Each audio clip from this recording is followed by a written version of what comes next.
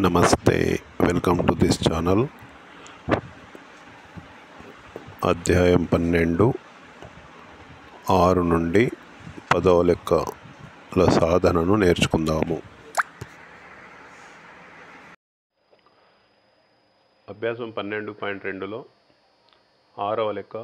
ఒక టవర్ అడుగు భాగం నుండి భవనం పై భాగం 30 డిగ్రీల ఊర్ధ్వ కోణం చేస్తుంది. భవనం అడుగు భాగం నుండి టవర్ పై భాగం 60 డిగ్రీల ఊర్ధ్వ కోణం చేస్తుంది. టవర్ ఎత్తు 30 మీటర్లు అయిన భవనం ఎత్తు కనుగొనము. చూడండి, ఒక టవర్ యొక్క అడుగు భాగము నుండి భవనం పై భాగం అంటే ఒక భవనం ఇచ్చిండు, ఒక టవర్ ఇచ్చిండు. ఒక టవర్ యొక్క అడుగు భాగము నుండి భవనం పై భాగం అంటే ఇక్కడి నుంచి ఇక్కడికి చూసిండ్రు భవనం యొక్క పై భాగం. అప్పుడు ఇవి రెండు భూమి పైన నిలబడ్డాయి కాబట్టి ఎన్ని డిగ్రీలు ఇది 30 డిగ్రీలు ఊర్ధ్వ కోణం చేస్తుంది. భవనం అడుగు భాగం నుండి మళ్ళీ ఇక్కడి నుంచి ఇక్కడికి చూడడం జరిగింది. అప్పుడు ఎంత అయింది అంటే 60 డిగ్రీలు అయింది. భవనం 60 డిగ్రీలు చేస్తుంది. టవర్ యొక్క ఎత్తు 30 మీటర్లు. ఇది టవర్ యొక్క ఎత్తు 30 మీటర్లు అయిన భవనం యొక్క ఎత్తు హెచ్ ఈజ్ ఈక్వల్ టు ఎంత? సో ఇక్కడ రెండింటి మధ్య దూరాన్ని మనం ఎక్స్ అనుకుందాం. ఈ 60 డిగ్రీల కోణానికి ఇది ఎదుటి భుజం, ఇది ఆసన్న భుజం. 30 డిగ్రీలకు ఇది ఎదుటి భుజం, ఇది ఆసన్న భుజం. అంటే మొత్తానికి tan θ తీసుకుంటే ఈ సమస్యకు సాధన దొరుకుతుంది, సాధించవచ్చు. వీటన్నిటి కూడా పేర్లు గిట్ల రాయాలి. ఏ విధంగా రాయాలో చూడండి సాధనలో.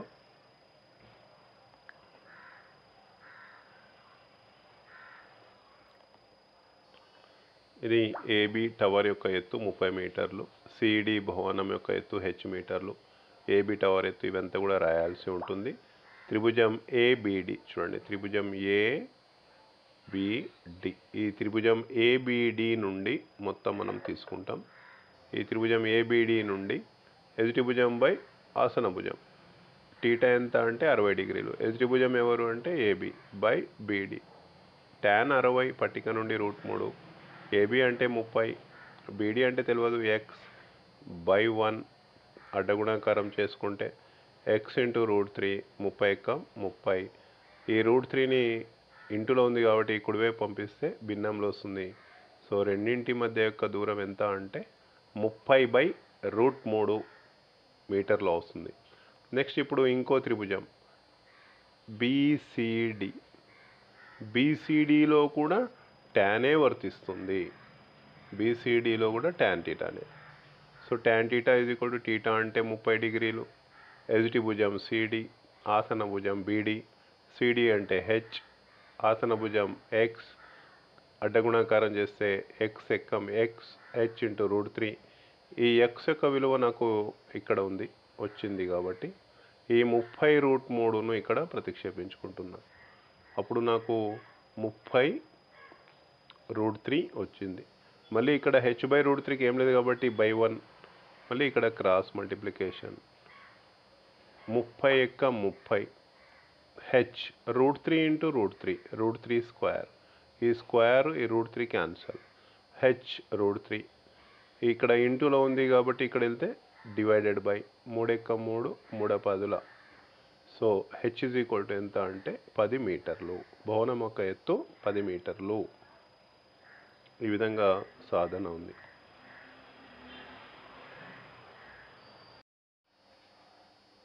పన్నెండు 12.2లో 7వ సమస్య యొక్క సాధనను నేర్చుకుందాం.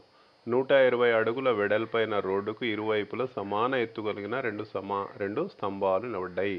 గుర్తుపెట్టుకోండి, రెండు స్తంభాలు ఎలా ఉన్నవి అనేది అక్కడ ఇవ్వడం జరిగింది. ఆ రెండు స్తంభాలు సమాన ఎత్తులో కలిగి ఉన్నాయి.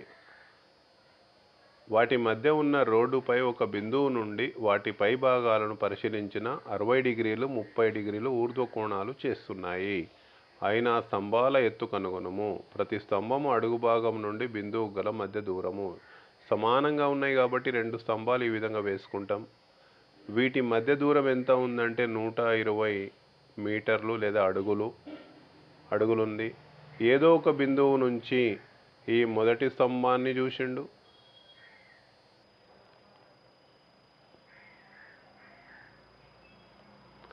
ఒక బిందువు నుండి మొదటి స్తంభం పై భాగంలో చూసిండు, తర్వాత రెండవ భాగాన్ని కూడా చూసిండు. ఈ పటము సరిగా రావట్లేదు, మీరు స్కేల్ పెట్టి గీసుకోండి. ఇక్కడ ఎంత అంటే 60 డిగ్రీలు, ఇది ఎంత అంటే 30 డిగ్రీలు. పటం మరోసారి చూసుకుందాం.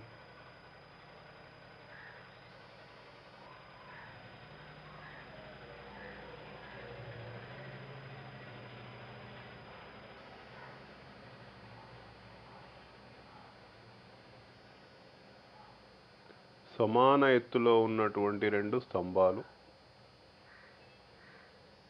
వాటి మధ్య దూరం 120 డిగ్రీలు. ఏదో ఒక బిందువు నుండి మొదటి స్తంభం యొక్క పైకొనం చూసిండు, అదే ప్రాంతం అదే పరిశీలక స్థానము నుండి రెండవ స్తంభం యొక్క ఎత్తును చూసిండు. ఇది మనకు పటం.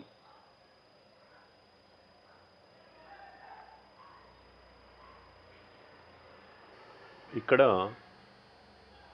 మొదట చూసినటువంటి కోణం 60 డిగ్రీలు, రెండవసారి చూసినటువంటి కోణం 30 డిగ్రీలు.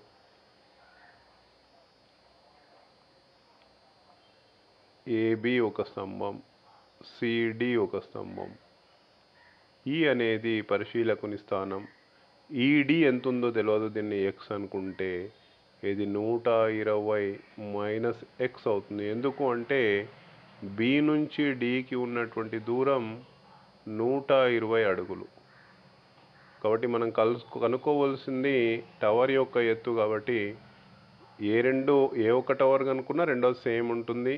చూడండి, ఇది 60 డిగ్రీలకి ఇది ఎదుటి భుజం, 60 డిగ్రీలకి ఇది ఆసన భుజం, 30 డిగ్రీలకి ఇది ఎదుటి భుజం, 30 డిగ్రీలకు ఆసన భుజం. ఎదుటి భుజానికి ఆసన భుజానికి ఉన్నటువంటి నిష్పత్తి ఏది అంటే tan. సో ఈ సమస్య సాధనకు మనకు tan ఉపయోగించాలి. సమస్య సాధన చూడండి, రెండు టవర్లు, దీని యొక్క ఎత్తు h, దీని యొక్క ఎత్తు కూడా h. ఏబి ఇంత కూడా రాసుకుని మొదట సిడిఈ ఎక్కడుంది చూడండి, సిడిఈ. ఈ సిడిఈ లోపల 60కు ఇది ఎదుటి భుజం, 60కి ఇది ఆసన భుజం.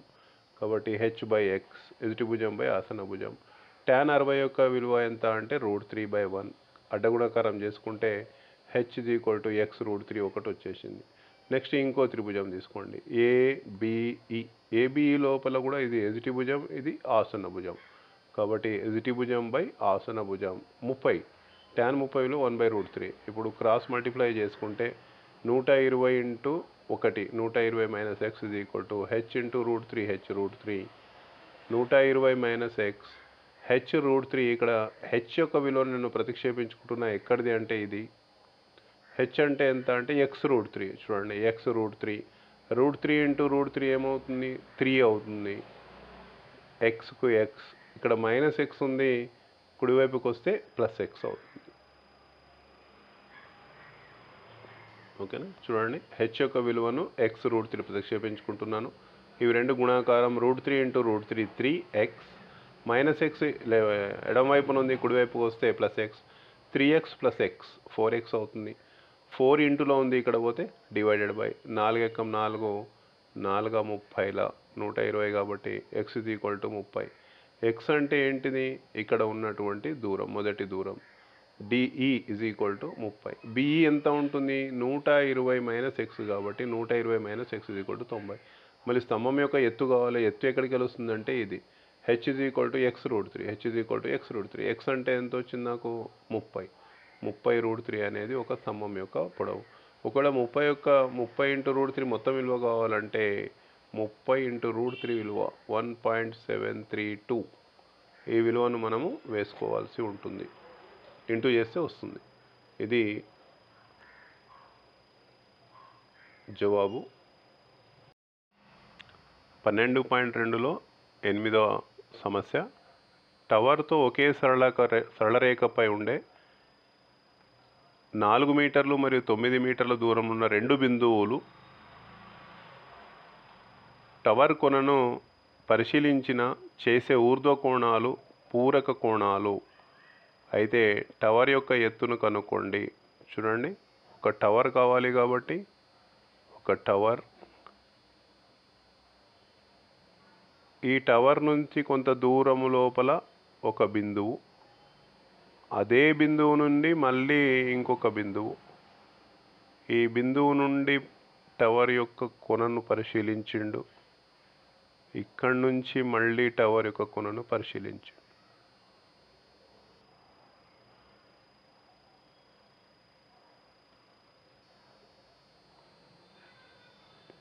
ఏబి టవర్ సి అనే బిందువు 4 మీటర్ల దూరంలో ఉంటే డి అనే బిందువు 9 మీటర్ల దూరంలో ఉంది. ఎక్కడి నుంచి అంటే టవర్ యొక్క అడుగు భాగము నుండి.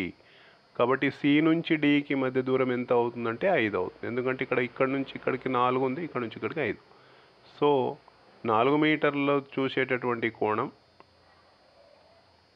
9 మీటర్ల దూరం నుంచి చూసే కోణాలు రెండు కూడా పూరక కోణాలు అంటున్నాడు. పూరక కోణాలు అంటే ఏంటిదంటే ఒకటి 50 అయితే రెండవది 40 అవుతుంది. పూరక కోణం అంటే ఏమిటి? రెండు కోణాల మొత్తం 90 కావాలి. కాబట్టి ఒకటి టీటా అనుకుంటే రెండవది 90 మైనస్ టీటా అవుతుంది. వీటిని పూరక కోణాలని అంటాం. సో ఇది టీటా అనుకుందాం, ఇది 90 మైనస్ టీటా అవుతుంది. ఏమడుగుతున్నాడు? టవర్ యొక్క ఎత్తును కనుక్కోండి. టవర్ యొక్క ఎత్తు అంటే హెచ్ అనుకుందాం. ఈ కోణానికి ఇది ఎదుటి భుజం, ఈ కోణానికి 4 ఆసన భుజం, ఈ కోణానికి ఇది ఎదుటి భుజం, ఈ కోణానికి ఇది ఆసన భుజం. అంటే ఎదుటి భుజం బై ఆసన్న భుజాల యొక్క నిష్పత్తి తీసుకోవాలి. కాబట్టి ఈ సమస్య సాధనకు మనకు ఉపయోగించే నిష్పత్తి టాన్ టీటా. ఈ దాని యొక్క సాధన చూడండి.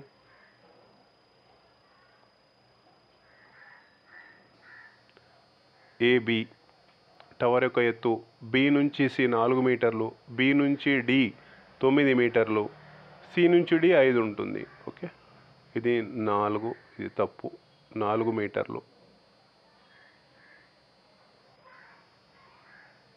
టానే తీసుకోవాలి. ఏబిసి మొదటి త్రిభుజం ఏబిసిలో టాన్ టీటా ఎదుటి భుజం బై ఆసన్న భుజం.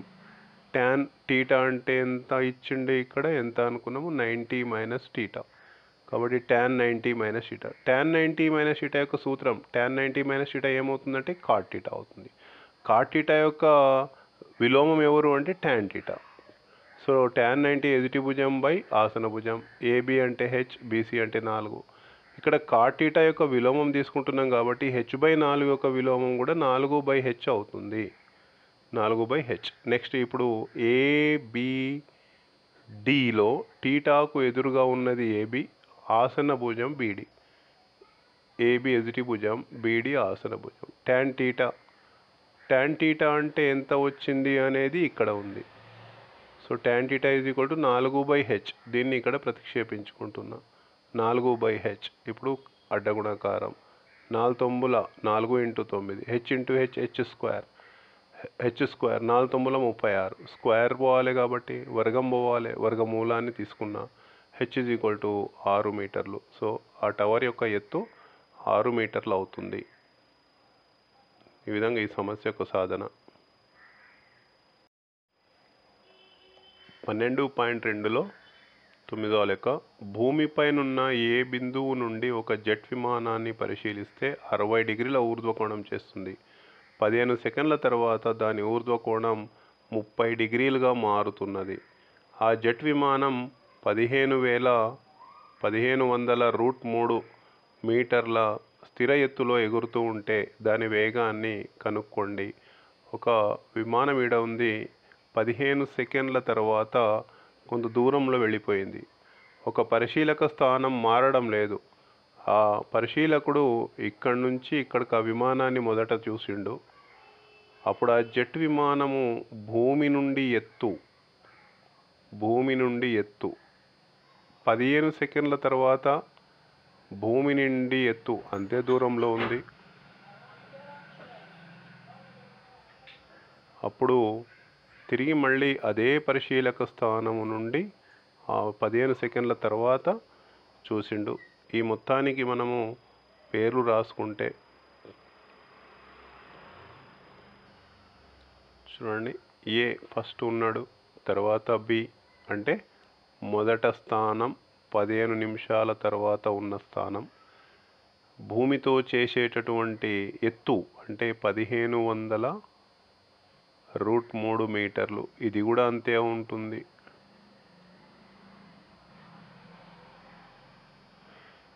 మొదట చూసినప్పుడు 60 డిగ్రీలు, రెండవసారి చూసినప్పుడు 60 డిగ్రీలు అవుతుంది. దాని వేగాన్ని కనుక్కోమన్నాడు. వేగం రావాలంటే దూరం బై కాలం, కాబట్టి ఈ సిడి మధ్య దూరం ఏబి మధ్య దూరానికి సమానంగా ఉంటుంది. సిడి మధ్య దూరం నాకు కావాలి, దీన్ని ఎక్స్ అనుకుందాం. ఈసి పరిశీలకుని స్థానం మొదట విమానం యొక్క దూరం వై అనుకుందాం. ఇది పటం గీసేటటువంటి విధానం. ఇక్కడ √3 వాల్యూ 1.732 ఉపయోగించాలి. దీని యొక్క సాధన చూడండి. పటం గీయండి అంటే కూడా 4 మార్కులు. ఇది పరిశీలించండి. ఏ అనేది పరిశీలక స్థానం, బీసీ విమానం యొక్క స్థానం. బి నుండి సికు వెళ్ళడానికి 15 సెకండ్లు పట్టింది. ఈ నుంచి డికి దూరం ఎక్స్, ఇది కూడా ఎక్సే ఉంటుంది. బిఈ సిడి రెండు కూడా 1500 × √3 మీటర్లు. ఇది మొత్తం ఈ విధంగా మనము దత్తాంశాన్ని రాసుకుని మొదటి త్రిభుజం ఏబిఈ తీసుకుందాం. ఏబిఈ అంటే 60 డిగ్రీలు. ఏబిఈ 60 డిగ్రీలు. 60 డిగ్రీలకు ఇది ఎదుటి భుజం అవుతుంది, 60 డిగ్రీలకు ఇది ఆసన భుజం అవుతుంది. కాబట్టి tan 60 = ఎదుటి భుజం బిఈ, ఆసన భుజం ఏఈ. బిఈ ఎంత అంటే 1500√3, ఏఈ ఎంత అంటే వై. tan 60 పట్టిక నుండి √60, tan 60 √60 అడ్డగుణాకారం చేసుకుంటే y × √3 = 1500√3. ఇరువైపులా √3 క్యాన్సల్ అయితే y = 1500 మీటర్లు. అంటే మొదట విమానాన్ని చూసినప్పుడు ఉన్న దూరం ఎంత అంటే 1500 మీటర్లు. ఇప్పుడు ఇంకో త్రిభుజాన్ని ఏసిడి త్రిభుజాన్ని తీసుకోవాలి. ఏసిడి త్రిభుజానికి ఎదుటి భుజము సిడి అవుతే ఆసన భుజం ఏడి అవుతుంది. కానీ ఏడి అనేది 2 భాగాలు, ఏఈ ప్లస్ ఈడి అవుతుంది. చూసుకోండి. సో ఏసిడిలో tan θ, ఎదుటి భుజం సిడి, ఆసన భుజం ఏడి. ఏడి 2 భాగాలైంది. ఏఈ అంటే తెలుసు 1500, ఇక్కడ వచ్చింది. వై అంటే ఏఈ. ఈడి తెలియదు, X. tan 30 1/√3 cross multiplication 1500 + x × 1 = √3 × 1500√3. 1500√3 × √3 ఏమవుతుందంటే 3. 1500 × 3 చేస్తే 4500 అవుతుంది. ఇక్కడ ప్లస్ 1500 ఉంది, ఇక్కడ వస్తే మైనస్. 4500లో 1500 పోతే 3000 మీటర్లు అవుతుంది. సో విమానము ఎక్స్ అంటే 15 సెకండ్లో ప్రయాణించిన దూరం ఎంత అంటే 3000 మీటర్లు. విమానం 15 సెకండ్లలో 3000 మీటర్లు ప్రయాణించింది. వేగం అడిగింది కాబట్టి వేగం అనేటువంటిది ఒక సూత్రం. వేగం = దూరం బై కాలం. దూరం ఎంత అంటే 3000, కాలం ఎంత అంటే 15. 15 × 15, 15 × 2 30, 200. సో వేగం = 200 మీటర్/సెకండ్. ఈ విధంగా ఈ సమస్యను సాధించుకోవాలి.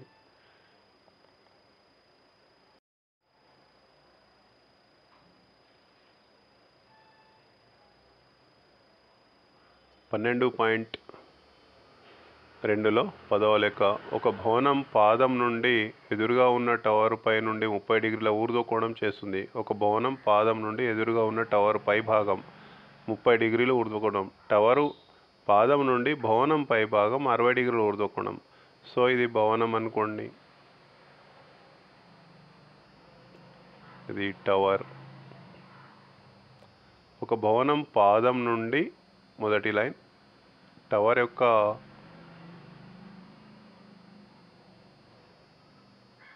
ఒక భవనం పాదం నుండి ఎదురుగా ఉన్న టవర్ పై భాగం 30 డిగ్రీలు చేస్తుంది. ఇవి రెండు కూడా భూమి పైన ఉన్నాయి కాబట్టి భూమి. సో 30 డిగ్రీలు చేస్తుంది. టవర్ యొక్క పాదం నుండి భవనం యొక్క పై, మళ్ళీ ఇక్కడ నుంచి ఇక్కడికి చూసి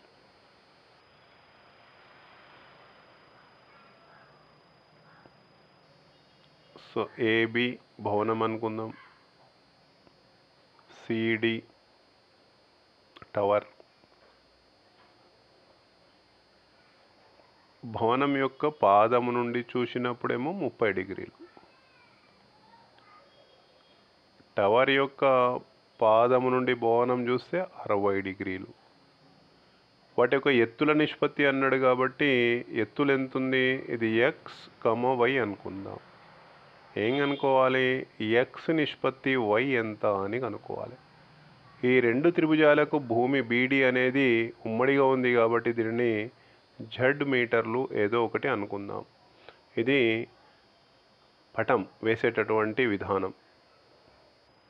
ఇందులో కూడా 30కి ఇది ఎదురుగా ఉన్నటువంటి ఎదుటి భుజం, ఇది ఆసన భుజం. కాబట్టి tan నిష్పత్తి ఈ సమస్యకు పరిష్కారాన్ని ఇస్తుంది. సమస్య యొక్క పరిష్కారం చూడండి. సాధన, ఇది ఏబి, ఇది మొత్తం కూడా దత్తాంశం. ఒక త్రిభుజం ఏబిసి నుండి, ఫస్ట్ ఏబిసి నుండి ఎదుటి భుజం బై ఆసన భుజం tan θ. ఏబిసి అన్నప్పుడు 30 డిగ్రీలు కాబట్టి 30కి ఇది ఎదురుగా ఉంది, ఇదేమో ఆసన ఉంది. సో tan 30 ఎదుటి భుజం ఎక్స్ బై జెడ్. tan 30 అంటే 1/√3. అడ్డగుణకారం చేస్తే x√3 is equal to Z. x is equal to z√3 అవుతుంది. ఇది మొదటి త్రిభుజం నుంచి. అదేవిధంగా రెండవ త్రిభుజం బీసీడి లోపల 60 డిగ్రీల కోణం వస్తుంది. 60కి ఇది ఎదుటి భుజం, ఇదేమో ఆసన్న భుజం.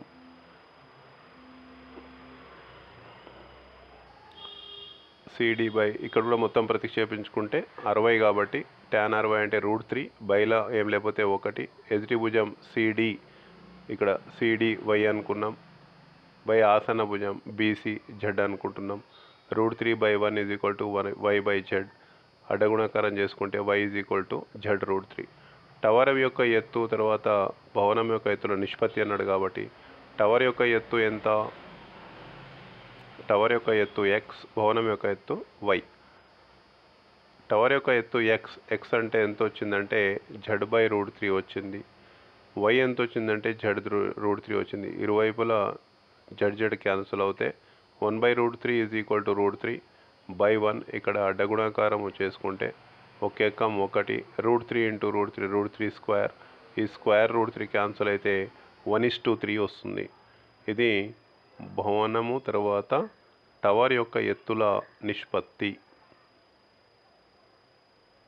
సూక్ష్మీకరణ చూడండి. ఇక్కడ ఒకవేళ లేకపోతే z/√3